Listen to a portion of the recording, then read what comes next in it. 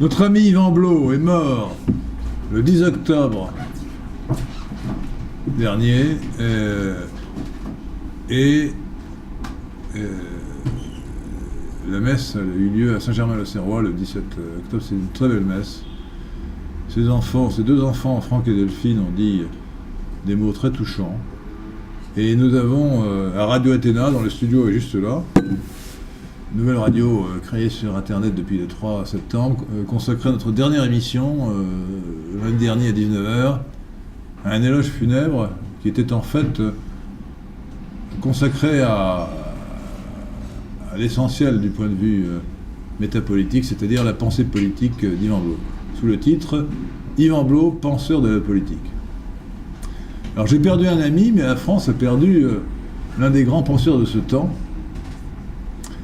J'espère que son œuvre abondante sera publiée, fera l'objet d'une édition des œuvres complètes. J'espère que nous pourrons, Pierre, peut-être aussi, Pierre Milan, secrétaire général de notre Carrefour de l'Horloge, ex-club de l'Horloge, le juge opportun, nous pourrons faire un colloque consacré à la pensée d'Yvan Blot. C'était mon ami depuis 1972. Je suis entré à l'ENA en 1972. Il était de la promotion précédente. Et j'ai fait sa connaissance pratiquement. Donc nous étions ensemble sur les bancs de l'école, mais pas à la même génération. Et c'est lui qui a eu l'idée de créer le Club de l'Horloge, qui est ici depuis 1981, que nous avons créé 7 ans avant, en 1974.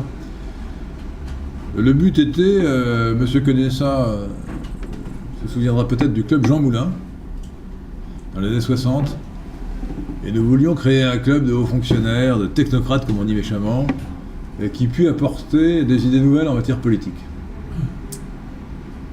Et c'est ce que nous continuons à faire 44 ans après.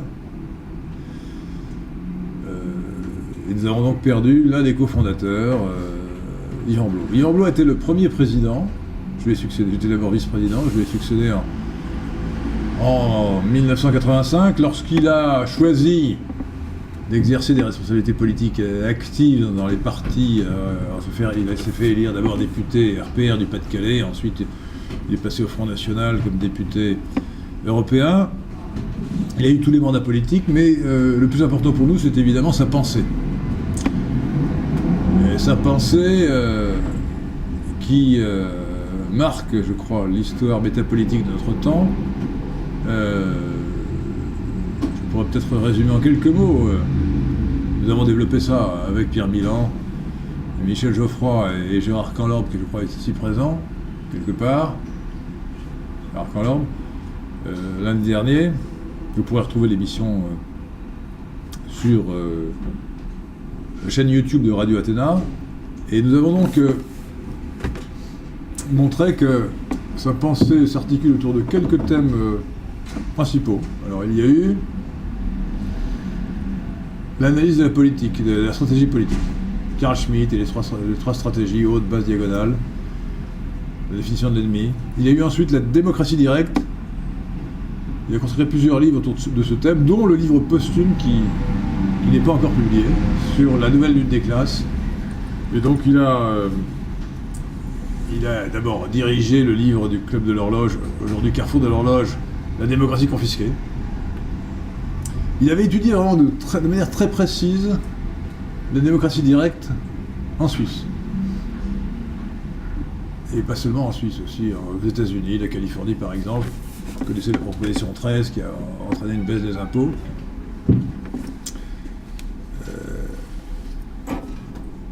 Donc, deuxième thème, la démocratie directe, la dénonciation de l'oligarchie.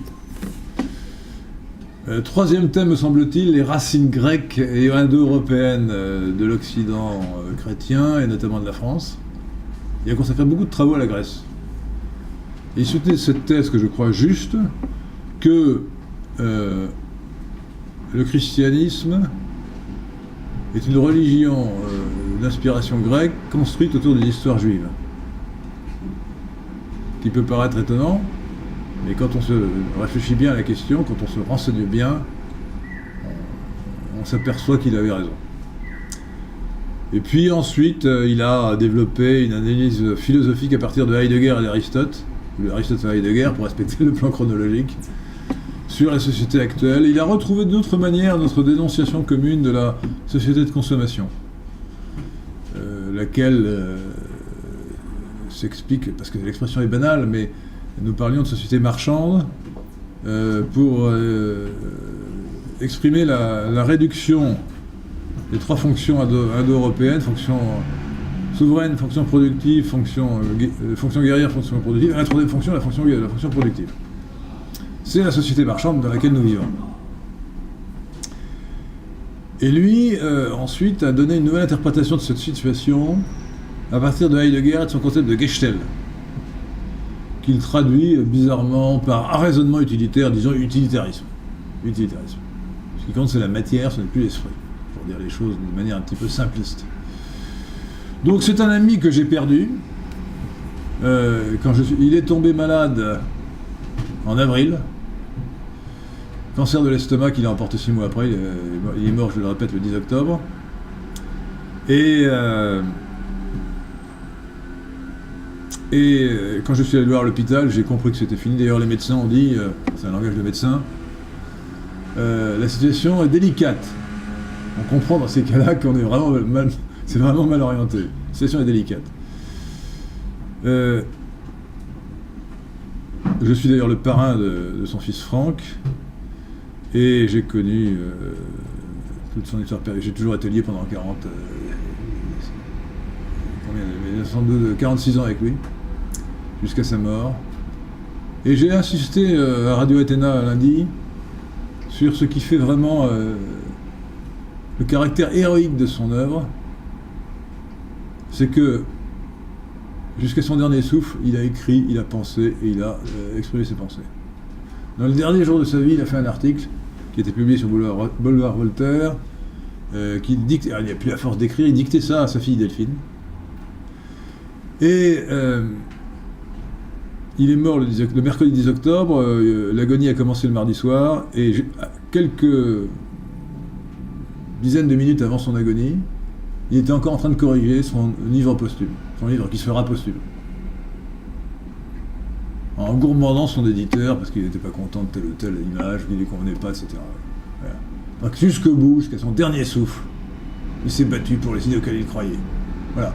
Alors je vous demande peut-être de quelques instants de silence et de prière pour ceux qui sont chrétiens, pour notre ami Yvan Blot.